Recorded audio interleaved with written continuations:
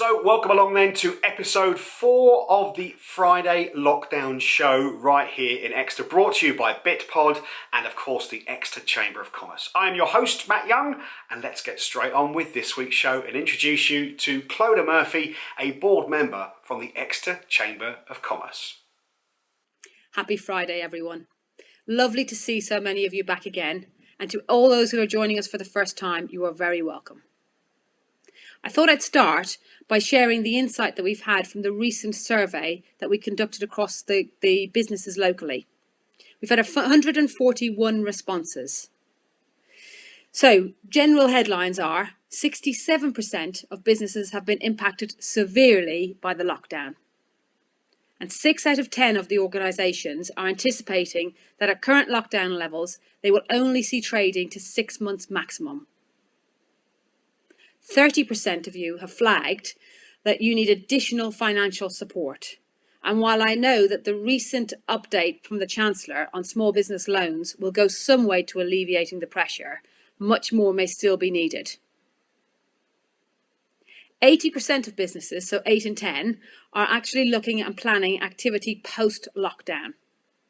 This is split between cash flow management and redundancy planning on the one side, and diversification, going digital, new product launches, and sales and marketing planning on the other side. So all in all, our business community is very busy. This week, we've seen our second Stronger Together task force meeting, which is solely focused on looking at what actions can we take now with the view that they have the biggest impact when lockdown does lift, so that our economy can return as strong and as swiftly as possible. We'll be able to share more insight on those plans next week in the Lockdown Show. And finally, just a reminder that Exeter Chamber are working closely with the councils and feeding into central government. If there's any support or help we can provide to your business, whether you're a member or not, please reach out and we will do everything we can to help. Thank you. Thank you, Clodagh. Some very interesting results from those surveys there. Thank you very much indeed if you contributed towards that. Right then, time to get on with our first guest of today's show, and it gives me great pleasure to introduce to you Julie Hawker. She's the Joint Chief Executive of Cosmic. Julie, welcome along to the show. It's good to be here, Matt, and lovely to see you again. Who'd have thought we'd be doing things this way? It certainly does feel like quite unique times at the moment, but this kind of communication is fast becoming the new norm. Now, Julie is here to talk to us about leadership, and at a time like this, it's never been more important. So, Julie, please, the floor is all yours. Hi, everybody. Really lovely to be involved today, and I'm going to talk through this subject of leadership through the crisis. I think it's fair to say that the COVID-19 crisis has developed rapidly and unexpectedly for all of us, and certainly the focus on health and prevention of the spread of the virus has meant we've all had to adapt very rapidly in our families, in our home lives, in our social lives, and of course in our business lives as well. And of course the focus on health and prevention of spread is exactly what needs to happen at the moment. That's put a very different challenge in front of most of our businesses at this time, and business plans have had to be reviewed, revised, and updated through this challenging process at breakneck speeds. And there's no mistake about the pace at which this crisis has come and impacted on our businesses. You've probably heard the word pivot used a lot during the crisis. It's certainly one that we were familiar with coming into the crisis as well, but it certainly shone a light on businesses' capability to virtualize their products and their services, to move their comms plans rapidly forward and in different ways, bearing in mind that most comms have to be done on digital platforms. So we've all got very used to use of those digital platforms, Microsoft Teams, Zoom, Skype, all of these things were in relatively common use coming into this crisis, but Lord knows how much more use has been made of them in the past month. And of course, other businesses are pivoting in virtualizing their sales model. So, the move towards e-commerce, the move towards selling online has necessarily been very rapid for a lot of our retail businesses in particular. Now, if we look back pre-crisis, multitudes of academic articles would have told us theory about managing and leading through a crisis period.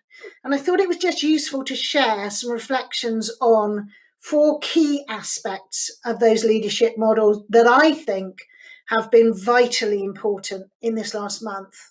The first one is that subject of communication.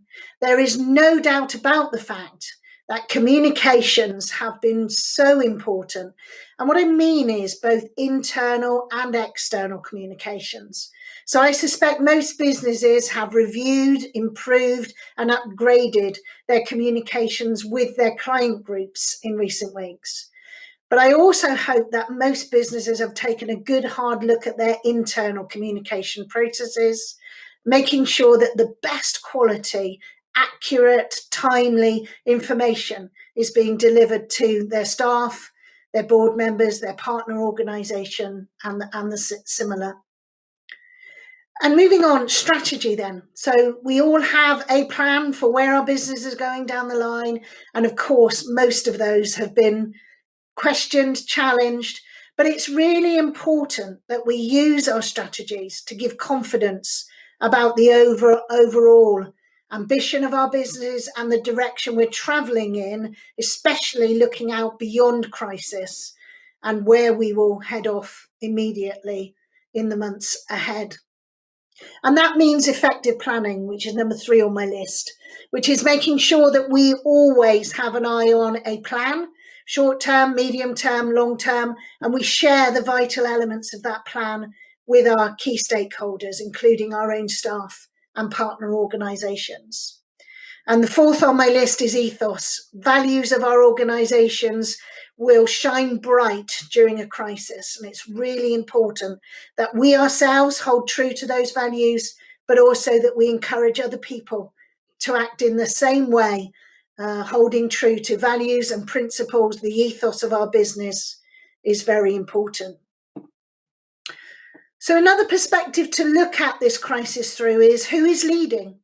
Who is leading our businesses when it comes to this current, uncertain, chaotic in some ways, but also very anxious time for all of us? And I think the answer is everybody. Everybody needs to take on a leadership role, and that means every one of us has to support and empower other people to step up to the leadership challenge. So whilst chief executives, board members, senior managers will be sharply focused on their responsibilities and their roles in guiding our businesses through this period of time, we also need to reach out across our teams to empower people, communicate with them, but also to encourage ideas. So encourage everybody to be innovators, to think about ways of doing things differently, but also to think about their role in communications and keeping everybody updated. And that's also true of managing risks in our business at this time. Quite often we know that those people closest to our customers understand the risks involved more clearly. So empower those people to be part of measuring the risk and really seeing things as they are. So moving on then, I think there is something about learning from a new model of crisis leadership at the moment. So far, I've reflected on the fact that a lot of the skills and experience that I had from previous crisis, nowhere near on the scale of the one that we're experiencing now, but they have stood me in good stead. So rely on your skills and your previous experience, but also rely on those people around you to provide support. Be ready to press the pause button. Don't just hurtle, headlong into every day at breakneck speed. Be ready to say, right, let's take a moment. Let's consider the reality we're facing today. Let's consider the latest evidence, and let's review our plan for how to get through that. Let's also be deliberate in our calmness, be deliberate in our optimism about the future, and be realistic. Don't over exaggerate what's coming next, but be realistic and keep people in view of the opportunities that may just be coming around the corner. I'd also say that strong leaders over these coming weeks will be people that take time for themselves, take time out, refresh, revive themselves, and get ready for the next episode. Because I know that lots of people will have worked incredibly long hours and very hard in the weeks that have gone by. And I'd encourage everybody to look after yourselves over the weeks ahead and just find something that gives you that space to recharge your batteries, to rest properly, to get some exercise, and to get the support that we all need during these times ahead. Thank you. Thank you, Julie. I know that taking a break from my desk is really important, and in my downtime, I tend to go down the podcast route to really switch off. Julie, once again, thank you very much indeed for joining us on today's lockdown show. My absolute pleasure. I'm really delighted to contribute. I think the lockdown show is an excellent example of how we can deal with the current crisis and help each other through it. That's great, Julie. We do our best. Right, it's time to move on then from one digital leader locally to a digital connector. This is Jennifer Corcoran, and Jennifer, I'd like to welcome you to the Friday Lockdown Show. Hi Matt, thanks for having me here today. It's great to be here. So Jennifer is a LinkedIn trainer, and she is here to offer some LinkedIn tips for you during this COVID-19 lockdown. Hi everyone. So I'm here today to chat to you about communicating on LinkedIn and connecting on LinkedIn during this time of coronavirus. And I think at this point in time, it's important to lead with empathy when you're reaching out to people, whether it's on the home feed or in LinkedIn Messenger or in groups. This is not a time to lead with selling. I think you need to be a resource for people. You need to address the elephant in the room. If you are, sending out messages to people, check in with them because you don't know how this is affecting them. Chat to them like a human being, ask them, are they homeschooling? Has it affected their family or their friends? So definitely address that straight off and see if they're open to a chat about networking. So it's not about, leading with a sale. I'm not telling anyone here today to not sell, definitely, but you have to lead with value first and be a resource. And for me, when it comes to LinkedIn and connecting on LinkedIn, it boils down to the 2 P's. So the first P is your profile. So your profile needs to read like a resource. It needs to be fully optimized. It really needs to sell what you do and how you can help others. And the second P is participate. So LinkedIn's a social network, just like face-to-face networking. It's 2 ways. You get what you put in. So you can't adopt a passive approach. And I think a lot of people are stopping on LinkedIn at the moment. And this is not the time to go quiet. You can still communicate, you can still give value, you can still support your network. I think for me, the magic of LinkedIn currently is in Messenger. So those one-to-one messages, I've been having some great conversations with people, and I've been leading with, how are you? How are you getting on? How's your family and friends? And I've been pushing those conversations, if the person wants, to a Zoom call to help to build a relationship, to an email. The magic of LinkedIn is not about staying on LinkedIn. It's about taking those conversations offline. And I think if you're listening today and you're not really sure what's the best approach for you, just decide what feels good for you, what feels authentic, whether it's you giving value on the home feed, whether it's you doing a one-to-one approach in Messenger, or maybe it's finding people in groups like the Exeter Chamber group. For me, when it comes to Messenger, I'm finding audio messages and video messages are working the best. Because when you send a 2D communication, a message, you don't have that intonation, you don't have that, voice, the facial recognition, you don't really feel like, people can take you up wrong. But when I leave an audio message or a video message, people love that. You really stand out. They hear your voice. It's more conversational. It doesn't feel salesy.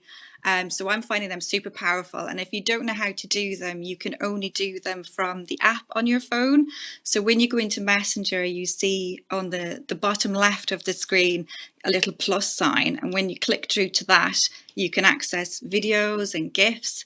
And if you go to the right side, you'll see a little microphone where you can record your audio. And I personally love audios. So they're similar to WhatsApp or Facebook Messenger. You can record for 60 seconds, and to record one, you just put your thumb on the little mic, keep it down the whole time while you're recording, and when you're finished, you lift it off, and you've got 60 seconds. When you get to 55 seconds on LinkedIn, it will start to do a little timer saying 5, 4, 3, 2, 1. And then you have the option to either send the message, or if you've made a mistake, which I do quite a lot, you can delete it and start again. But I'm finding that works best for me because I didn't really want my messages to come across the wrong way. And I know people can take you up wrong when it comes to tone. So that's what I would advise anyone here today. Explore audio and video on Messenger. If you're on the home feed, or if you want to give back to your network in other ways, there are things you can do that will help you stand out. So you can give kudos. That's a nice little feature that was introduced a year ago. So maybe you want to give somebody a kudos once a week for a webinar or a training, or you can give endorsements. It's just a nice way of showing up, and it's a great way to start a conversation. Of course, you can give recommendations to people you've worked with. That is massive social proof, and I'm sure people will appreciate recommendations in a time like this. Ultimately, you can engage with people. That's what it's all about. So look in your home feed, like posts, respond to them. People are putting stuff on the home feed because they want to engage with you. And if you want to position yourself as a thought leader, this is a great time to give back to your network. I'd say don't post for the sake of posting. There's so much noise out there. So when you are actually posting on the home feed or in a group, just give value and ask yourself, so what? How is this going to benefit my community? I believe a lot of people come to LinkedIn with the attitude of what's in it for me, and it's all about the selling, but it's not. It's about your community and how you can give back to others. So if I was to wrap it up really for top 3 tips when it comes to anything on LinkedIn, it's number 1, be social. It's called social media. Engage with people, be a human person, engage, participate. Number 2 is be consistent, just as you would with a face-to-face event, whether it was weekly or monthly. Show up so that people can build that know, like, and trust. And the last is community. It's all about how you can help others, and it will come back to you. The sales will come in time. So be a valuable resource, give back to your network and community, and you really get LinkedIn working for you at this point in time. So there we go then, some really useful LinkedIn tips for communicating during this lockdown. Jennifer, thank you once again. My pleasure, Matt. Thanks for having me, and I look forward to connecting with you all on LinkedIn. I have to say, it's really lovely to have a couple of Irish accents on this show. Right then, it's time to go into the good news section of the show, looking at the brilliant businesses and organisations around this fantastic city and the great things that they're getting up to. Kicking off today then with Elle Taylor from Astley Media, and Elle is here to talk to us about something they're calling Project Positivity. At Astley Media, we care a lot. Using our team's experience in internal and crisis communications, we have created a number of free resources to support businesses to make the most of new digital opportunities. To recognise and celebrate the businesses and individuals who are doing positive things in response to the COVID-19 crisis, we have launched the Project Positivity podcast. We've already spoken with Applegate, Solcombe Gin, Stephen Scone, and many other well-known names. Our Project Positivity Roundtable series, hosted by our CEO, Mark Astley, has seen special guests from the world of radio, sports, musicians, and many more. As a team, we love to laugh, and we think it's important to still have fun in the face of adversity. We've been setting each other team challenges and fancy dress activities during our team meetings. We'd love to hear what you're doing to keep positive in your teams. Please discover our free resources, access our podcast, and catch up with roundtable events on our website, astleymedia.co.uk. Hello!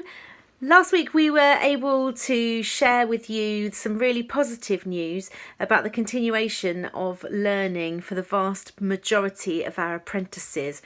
which has been made possible because of the support from the fantastic employer partners. And this week we wanted to celebrate new partnerships and opportunities, so we're really pleased to welcome aboard Bateman Sprayers, a well-established engineering firm based in North Devon. I enjoyed meeting them back in March, and I've been getting to know more about them and their business, and conversations didn't stop there. The company has since agreed to appoint 2 new apprentices at the start of September. We're also working with Brandon Care to recruit 3 new apprentices for their Exmouth and Sidmouth homes. So we've long championed careers in care, but at this time promoting roles in the sector has become ever more poignant, and we are so pleased our community is showing their gratitude for such valued work, which will hopefully encourage talented individuals to come forward. Hello, it's Mark Edgeworthy from Burrington Estates. I'm delighted to report that during the lockdown we've managed to put in our planning application for Winslade Park, which is an 86-acre parkland site on the outskirts of Exeter by the M5. We're recreating officing for 3,000 people and building 150 beautiful new homes. We're also recreating all the leisure facilities as new and creating a centre for wellness. Swimming pool, tennis court, gyms, running tracks, and it's going to be an enduring community for the future of the region. It's a £90 million project which will create a huge boost for the local economy, and we're very excited to be bringing it to the local community. There we go then. That is the good news section, looking at some amazing companies and organisations in this fantastic city. I genuinely love this place. Right then, going to do something we've never done before on the Lockdown Show. I know it's only episode 4, but apparently you want to see behind the scenes. How is this thing put together? It was put together very quickly, and we've been doing it now for coming on a month. But Alex from Bitpod is here now to take us through exactly what I do, what he does, what Lisa Vanstone does. Basically, I'm going to hand it over to him, talking to me and other people about how we put together the Lockdown Show. So we thought it might be fun to share a little bit of information about how we put the Friday Lockdown Show together. So as you can imagine, when lockdown started, my business, Bitpod, saw a significant slowdown in work. Our studio wasn't able to operate in the normal way, and of course we weren't out filming people. And that meant really that we needed something to do. And we've always been fans of information in video format. It's incredibly powerful and incredibly valuable. So what we wanted to do really is just think about how could we help the local business community by offering regular updates, because we knew instantly there was going to be a need for people to understand what was going on and just learn about what was happening in Exeter and the surrounding areas that affected them and their business. So we also wanted to sort of showcase what was going on, so the good news, the positive things, but also the challenges and the real life scenarios that people were facing. So I've always said to our clients that video is the next best thing to actually being there. Well, strangely, we can't be there now, so funnily enough, video's now become the best thing. So originally the idea was proposed to Lisa from One Voice Media on the 18th of March, and we had a discussion about it and how it might turn into what is now the Friday Lockdown Show. And strangely, on the same day, I actually had an email from Matt saying, I really want to get involved with something with you guys around video during the lockdown. Maybe we could all work together. So the project was kind of fate. It just happened. The team was formed without even trying. There was no effort. We knew this was going to take place. So the first thing we did is we started thinking about the format. How are we going to create something that is going to be watchable? Webinars very quickly became a good solution. And what we needed to do was to sort of test different formats and the technology involved as well. So both Matt and Lisa, myself and Angie were involved in just trying to work out a good concept that we thought would be well received.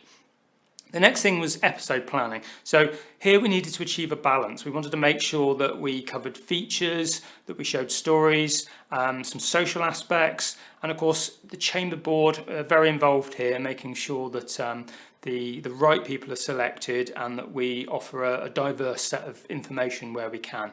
Obviously, the show is produced very quickly.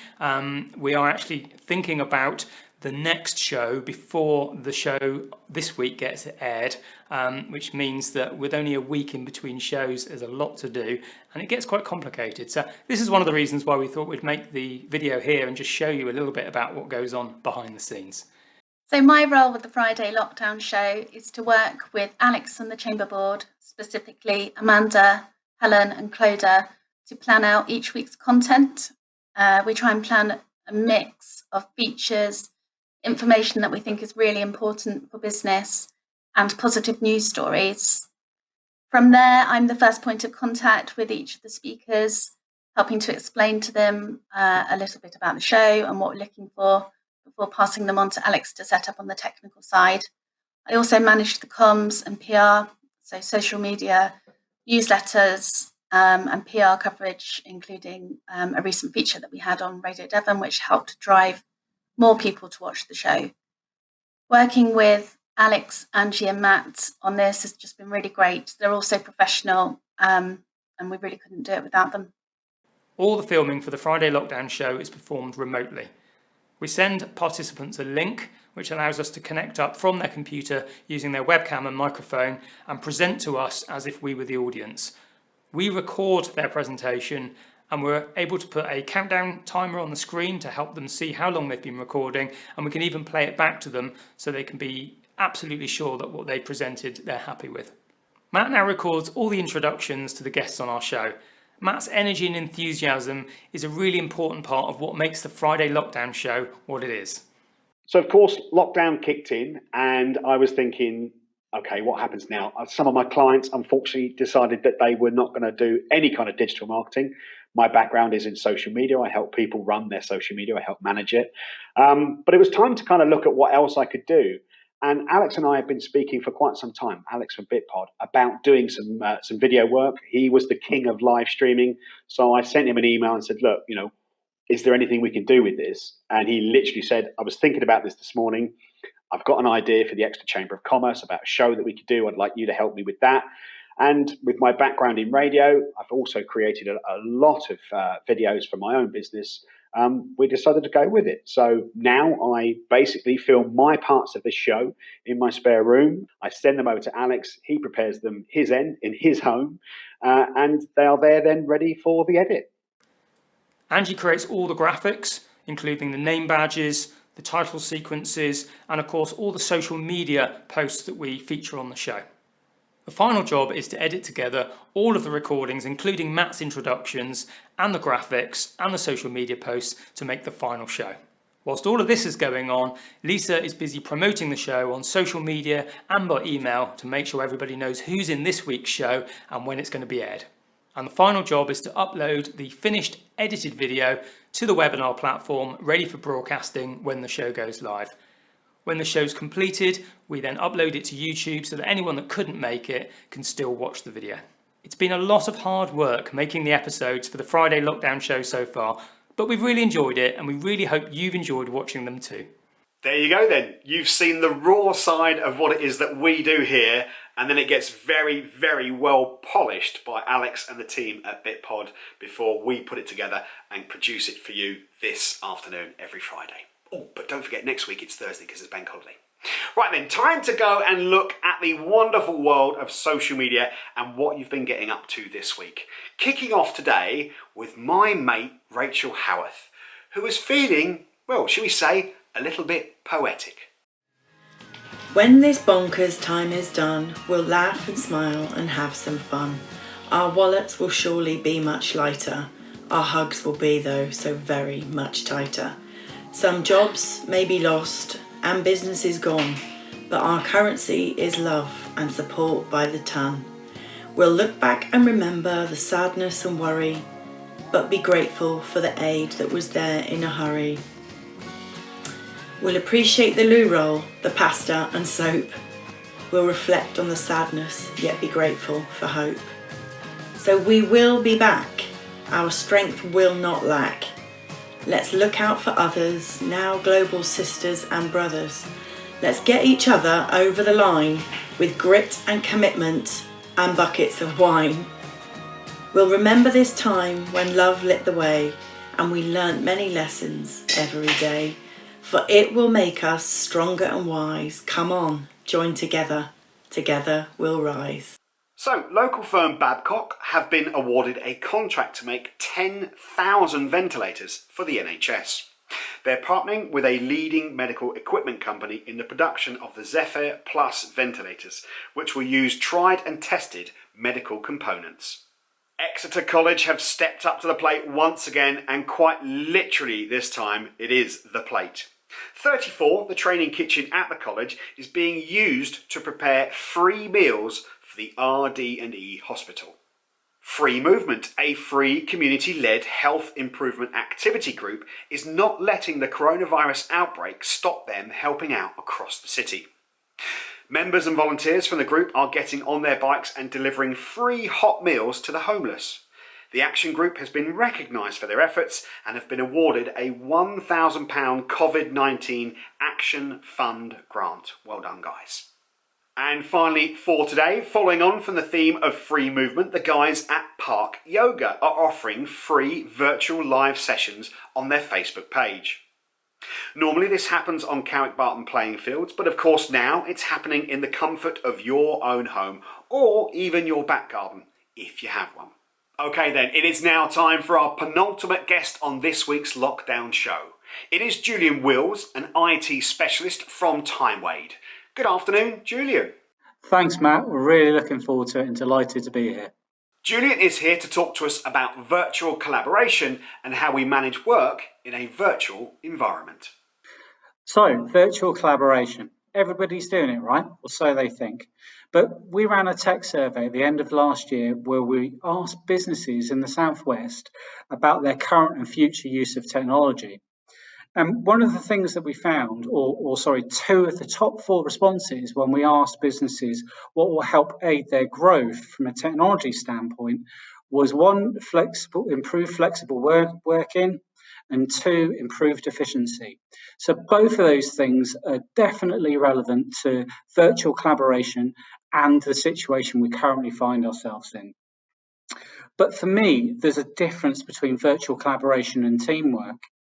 While both may set out to achieve the same objective, when we work collaboratively, we often achieve those results quicker and to a higher standard.